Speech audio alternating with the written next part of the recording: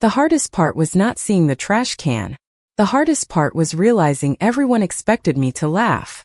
That was the thought that stayed with me long after my son's wedding ended. But it began the moment I stepped through the grand ballroom doors carrying the carefully wrapped wedding gift I had spent months preparing.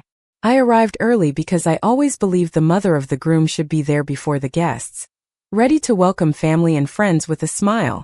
My late husband, Henry, used to say that important days deserved respect, and after raising our son alone for so many years, I wanted everything to be perfect. The ballroom looked beautiful. White roses decorated every table. Crystal chandeliers reflected warm light across the polished dance floor. Soft piano music filled the room while the wedding planner gave quiet instructions to the staff. I paused for a moment, taking everything in, feeling proud that Michael had finally found someone he wanted to spend his life with. Whatever differences I had experienced with Vanessa over the years, I told myself that today was about celebrating my son's happiness. I smiled at relatives as they greeted me and thanked several friends for making the trip. Then I walked toward the family table, searching for the small place card with my name. At first I thought I had made a mistake. I looked at every chair once, then twice. My eyes moved slowly around the table until they stopped on something that made my heart stand completely still. Where my chair should have been stood a tall stainless steel trash can. Resting neatly on top was a folded white place card. In elegant gold lettering it read only one word. Mom. I stared at it without moving. For several seconds I honestly believed someone from the catering company had accidentally placed the trash can there while cleaning. Then I noticed the ribbon tied carefully around it, matching the wedding decorations perfectly. This had not been an accident. It had been planned. A burst of laughter came from behind me. I turned slowly and saw two bridesmaids trying unsuccessfully to hide their smiles. Vanessa walked toward me wearing a flawless white wedding gown, her expression bright and completely relaxed. She looked at the trash can, then back at me and laughed softly. "It is only a harmless joke," she said. "Everyone knows you have such a wonderful sense of humor." Before I could answer, Michael joined us. My son glanced at the trash can, rubbed the back of his neck for a brief moment, and gave me the same nervous smile he used whenever he wanted a difficult conversation to disappear. "Mom," he said quietly, "please do not let this ruin today." Vanessa thought it would lighten the mood. I looked from my son to the place card bearing my name. 40 years earlier I had held that same little boy in my arms after his father passed away unexpectedly. I worked 2 jobs. I missed birthdays with friends. I repaired broken appliances myself because hiring help was impossible. Every decision I made had one purpose: giving Michael a future filled with opportunities one never had. Never once did I imagine that one day, I would attend his wedding and discover that the only place reserved for me had been replaced with a decorated trash can. My hands tightened gently around the wedding gift, but I refused to let anyone see them shake.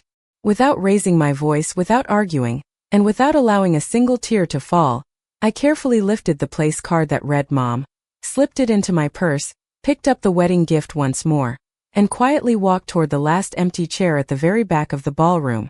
No one stopped me. No one offered me their seat. And in that silent walk across the room, I began to understand that the deepest humiliation is not created by one cruel joke. It is created by the people who watch it happen and decide to say nothing. From the last row of the ballroom, I could see everything without anyone noticing me. Sometimes the quietest seat reveals the loudest truths. Guests filled the elegant tables one by one, laughing over glasses of sparkling cider and greeting relatives they had not seen in years. The ceremony had not started yet, but the room already carried the joyful energy that every wedding hopes to create. I rested the wrapped gift carefully beside my chair and folded my hands in my lap. The small place card with the word Mom remained inside my purse. I could not bring myself to throw it away. Somehow it meant more to me now than it had only a few minutes earlier. Across the room, Vanessa moved gracefully from table to table, thanking people for coming and making certain every detail looked perfect. She hugged relatives, adjusted flower arrangements, and laughed easily with the bridesmaids. No one watching her would have imagined that only moments earlier she had smiled while standing beside a decorated trash can with my name attached to it. Michael greeted old friends near the entrance. Every so often, his eyes drifted toward the back of the ballroom where I was sitting. Each time our eyes met, He offered a small uneasy smile before looking away again. It was the same expression he wore as a little boy whenever he knew he had made a mistake but hoped enough time would quietly erase it. The music changed, signaling that the ceremony would begin soon. Guests settled into their seats, conversations softened, and the officiant took his place at the front of the room. As everyone stood, I found myself remembering another important day many years earlier. Michael had been only 8 years old when he stood beside me at his father's memorial service wearing a suit that was slightly too large. He had reached for my hand before walking inside the church and whispered, "I will take care of you now, Mom." Children make promises with innocent hearts. Life has a way of testing whether those promises survive adulthood. The wedding ceremony itself was beautiful. Vanessa looked radiant as she walked down the aisle. Michael smiled with genuine happiness the moment he saw her. Watching my son begin a new chapter should have filled my heart with nothing but pride, and a part of me truly was proud. Love and disappointment can exist together in ways that are difficult to explain. During the vows, I noticed several guests quietly turning to glance toward me. Perhaps someone had finally realized where I had been seated. Perhaps word of the joke had already traveled around the room. No one approached me. No one apologized.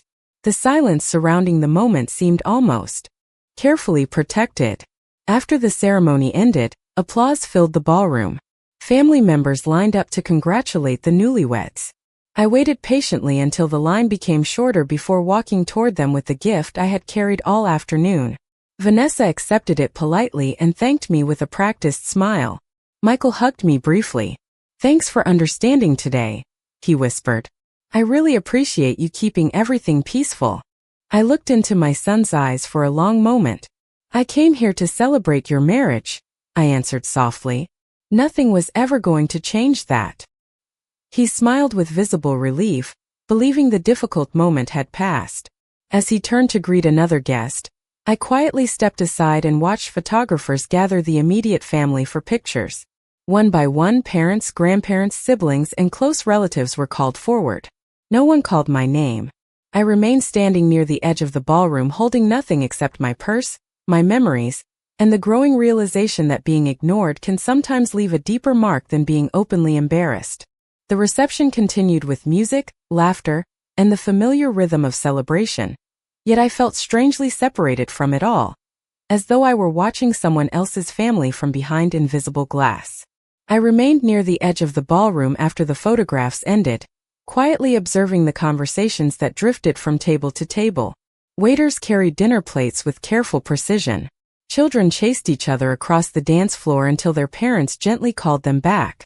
Everything appeared perfect on the surface.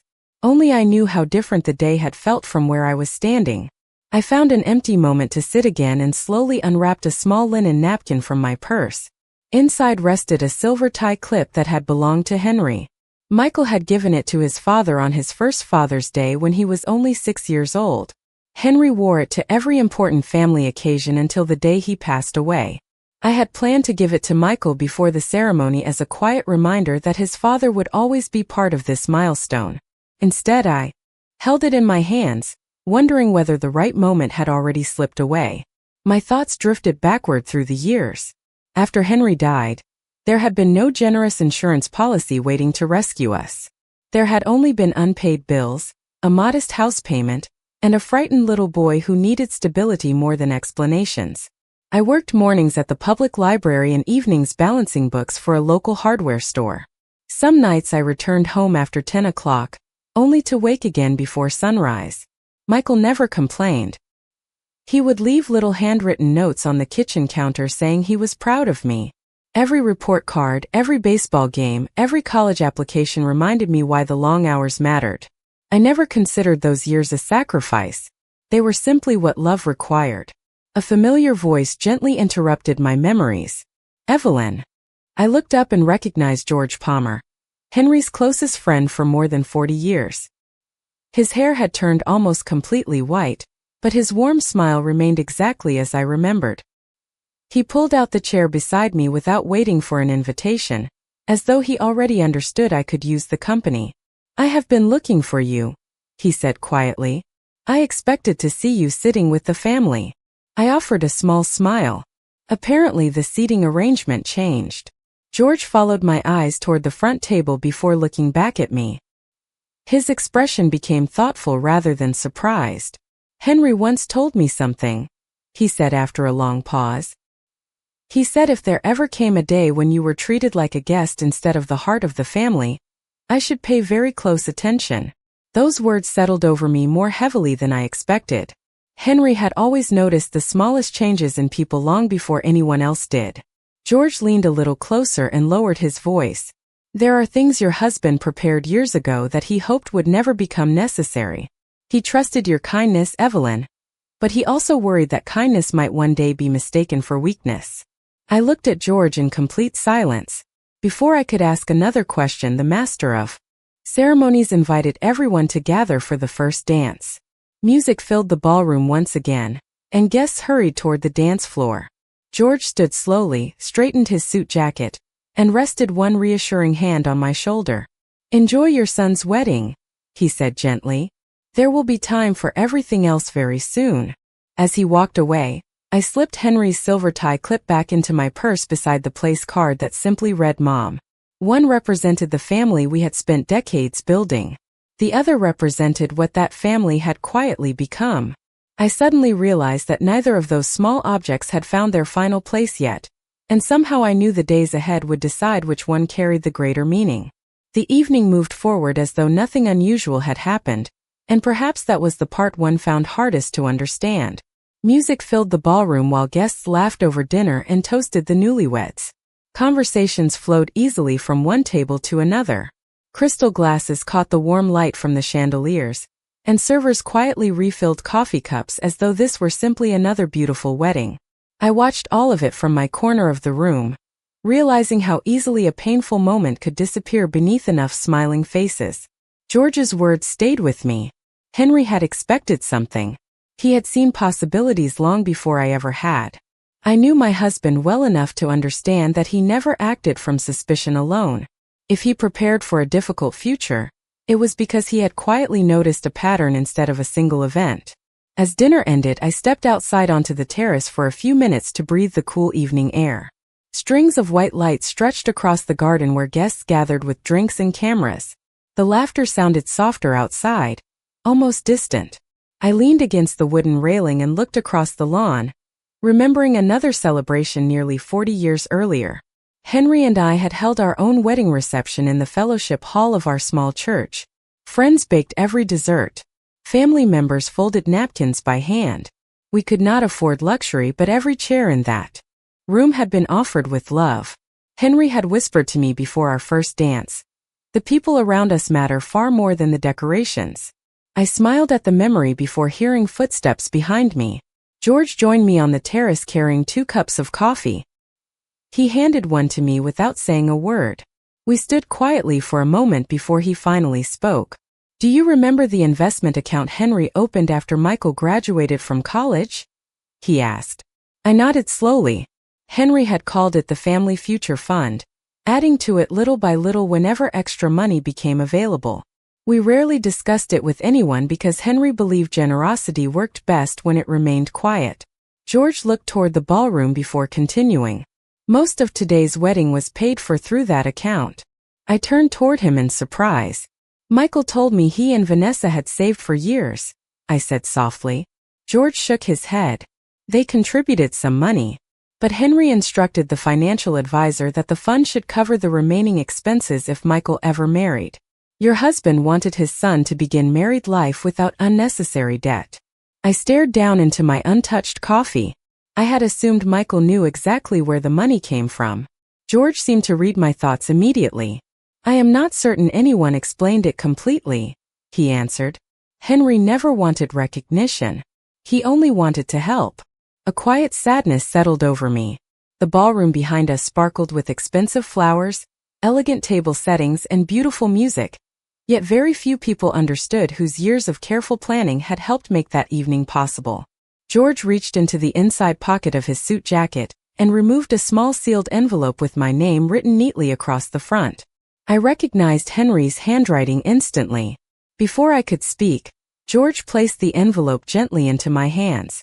"Henry asked me to keep this safe," he said. "He told me to give it to you, Only if I ever believed you had been treated like someone who no longer belonged in her own family. My fingers rested quietly against the paper without opening it. Even after all these years seeing, my husband's handwriting still carried the same quiet comfort it always had. George offered a reassuring smile before returning inside to join the reception. I remained alone beneath the soft lights of the terrace, holding the envelope in one hand and the place card that simply read Mom in the other. One reminded me of the respect my husband had always shown me. The other reminded me how easily respect could disappear when people forgot the sacrifices that built the life they were celebrating. After the last guests began leaving, I drove home beneath a quiet night sky with George's envelope resting on the passenger seat beside me. I did not open it immediately. Somehow it felt as though Henry himself had asked me to wait until the house became still again. When I finally unlocked the front door, everything looked exactly as I had left it that morning. His favorite armchair remained beside the fireplace. The grandfather clock continued marking each passing hour with the same gentle chime we had listened to for decades. I placed the wedding gift receipt, the silver tie clip, the place card that simply read Mom, and the sealed envelope side by side on the dining room table. For ordinary objects. For reminders that one single day could hold both love and heartbreak at the same time. I sat down, poured myself a cup of chamomile tea, and carefully opened the envelope. Inside was a handwritten letter along with several neatly folded documents. The familiar shape of Henry's handwriting immediately brought tears to my eyes, not because I felt broken, but because I could almost hear his calm voice speaking every word. My dearest Evelyn, if this letter has reached your hands, then George has witnessed something I hoped would never happen. I prayed that our family would always remember the value of respect, but life has taught me that kindness sometimes fades when comfort replaces gratitude. Please do not mistake my preparation for distrust. I simply wanted to make certain that you would never stand alone if circumstances changed after I was gone. I paused for several moments before continuing. Henry always chose his words carefully, and every sentence carried purpose, rather than emotion alone. The next page explained something I had never fully known. Years earlier, after we finished paying off the mortgage, Henry quietly established the family future fund. Every bonus from work, every tax refund we did not need, every extra consulting payment had gone into that account. We had lived modestly on purpose because he wanted Michael to begin adulthood without the financial burdens we once carried. Henry wrote that he never intended those gifts to create obligation. They were expressions of love freely given. However, he also believed generosity should never become permission for disrespect.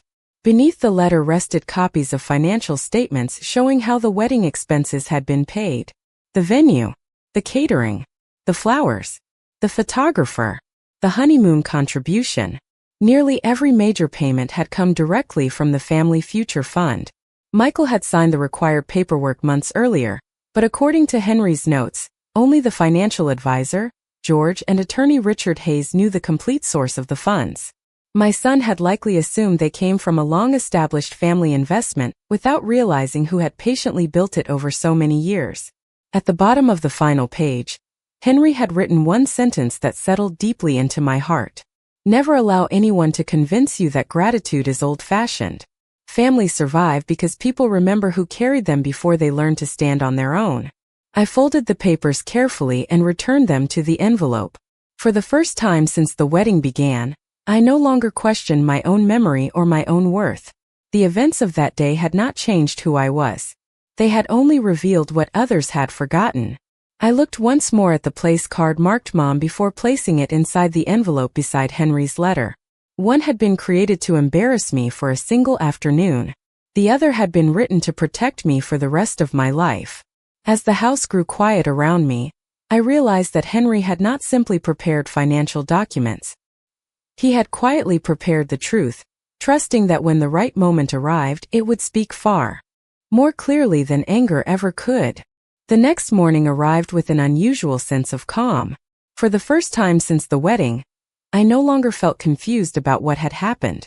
I understood that there was a difference between being embarrassed and being diminished. One lasted for a moment. The other only happened if I accepted someone else's opinion of my worth. Henry's letter had reminded me of that before he was even gone.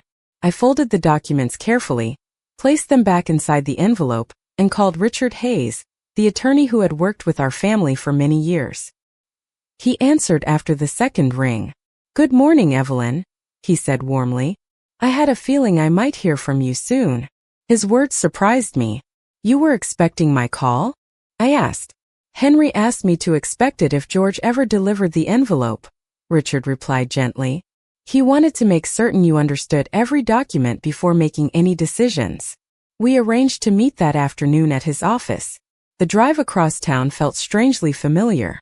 Henry and I had visited Richard several times over the years whenever we updated our wills or reviewed retirement plans. We always treated those meetings as ordinary responsibilities rather than uncomfortable conversations. Henry believed protecting the people you loved was simply another expression of love. Richard welcomed me into his office with genuine kindness. He already had a folder waiting on the conference table beside 2 cups of coffee. After expressing his sympathy once again for Henry's passing, he opened the folder and carefully reviewed every document I had brought. Nothing about his manner felt rushed. Every explanation was patient and clear.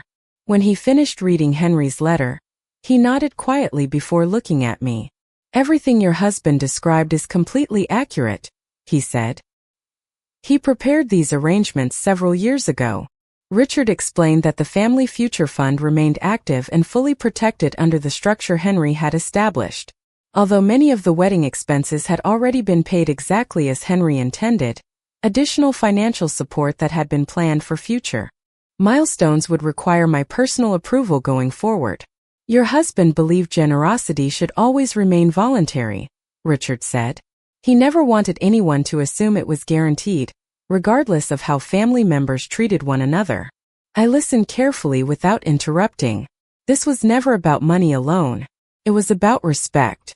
Richard continued by showing me another document bearing Henry's signature. It stated that if circumstances ever suggested I had been intentionally humiliated, pressured, or excluded from important family decisions, every future distribution from the family fund would pause until I personally confirmed that continuing support reflected my own wishes. Henry had never intended to punish anyone. He had simply refused to leave me vulnerable after he was gone. Richard leaned back in his chair before speaking again. "There is one more matter," he said. "I have already scheduled a family meeting for later this week. Michael and Vanessa believe they are coming to review routine financial paperwork related to the wedding. They do not yet know about Henry's letter or these additional provisions." I remained silent for several moments, considering everything that had happened since the ceremony. Finally, I asked the only question that truly mattered. "Do they need to be embarrassed?" Richard smiled gently and slowly shook his head. "No. They only need to understand the truth." I found comfort in that answer because it sounded exactly like something Henry would have said. Before leaving the office, I placed the folded place card marked Mom beside Henry's handwritten letter inside the envelope once again. One represented a careless attempt to define my value. The other represented a lifetime spent protecting it. As I walked toward my car beneath the quiet afternoon sun, I realized I was no longer waiting for an apology. I was waiting for understanding, and sometimes those two things arrived in very different ways.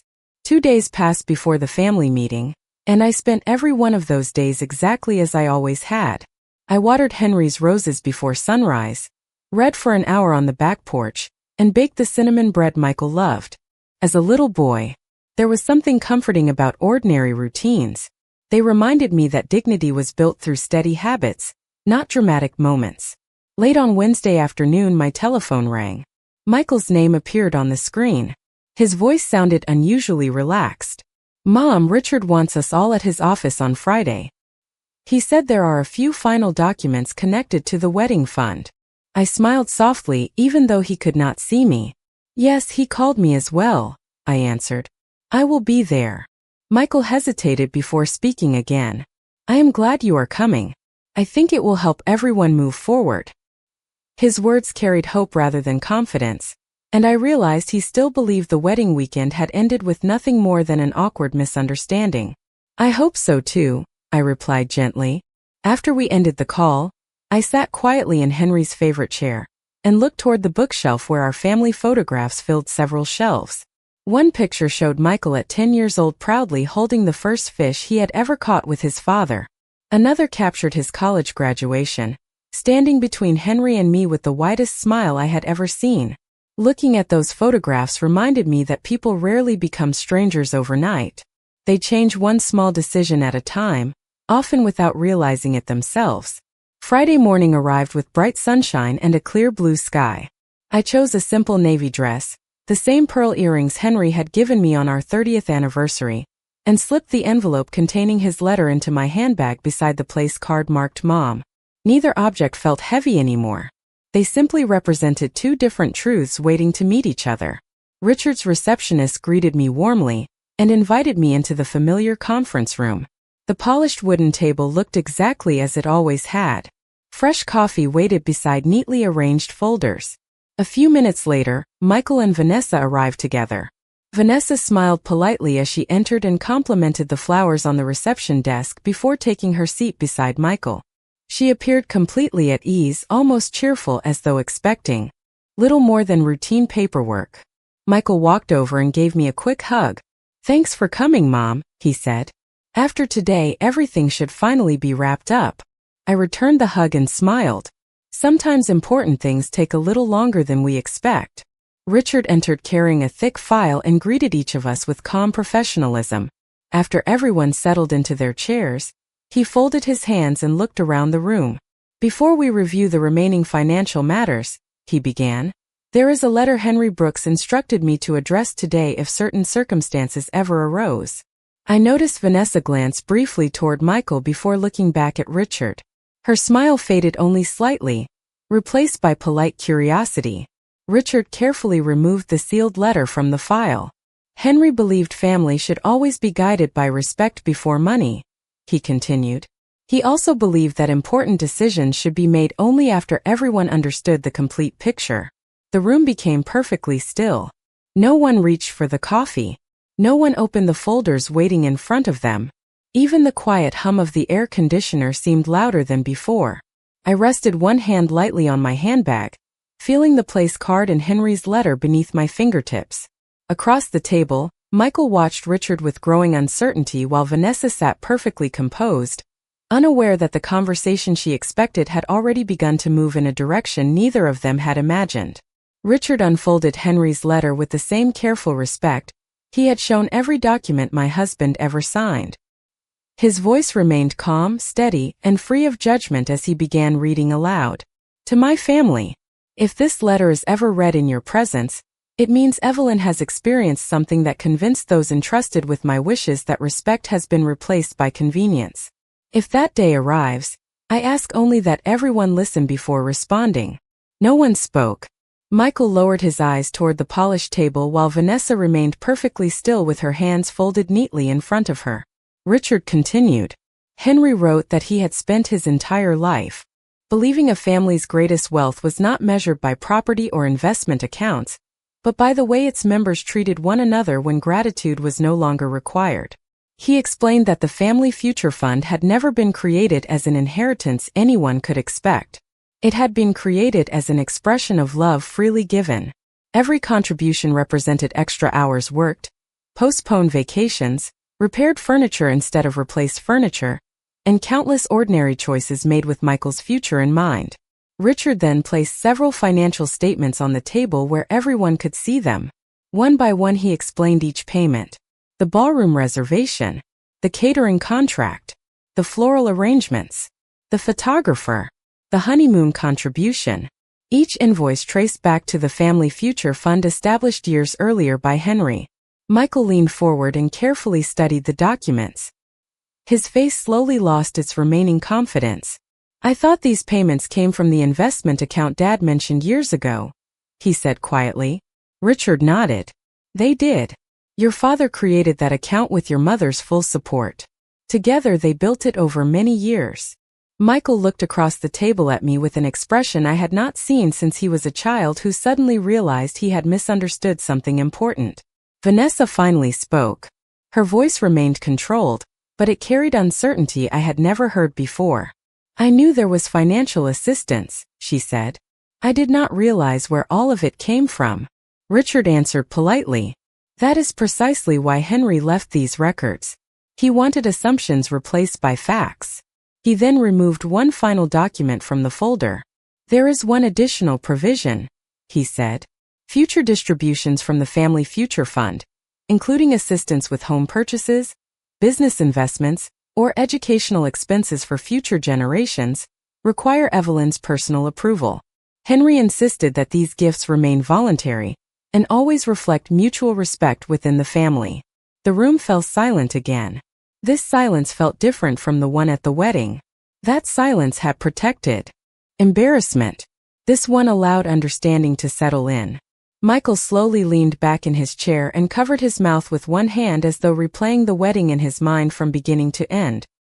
His eyes drifted toward me before quickly falling again. Vanessa looked down at the conference table, studying the wood grain instead of meeting anyone's gaze. I reached into my handbag and quietly placed the small place card marked Mom beside Henry's handwritten letter. Richard looked at it briefly but said nothing. Michael noticed it almost immediately. His expression changed the instant he recognized the card. "You kept it," he whispered. I nodded gently. I wanted to remember the difference between what people called me and how they treated me. No accusation followed those words. I spoke them as calmly as I might have commented on the weather. Somehow that made them even harder to ignore. Richard carefully gathered the documents into a single stack before folding his hands once more. "Henry never asked anyone to feel ashamed," he said. "He only hoped that the truth would always arrive before another misunderstanding had the chance to become a habit."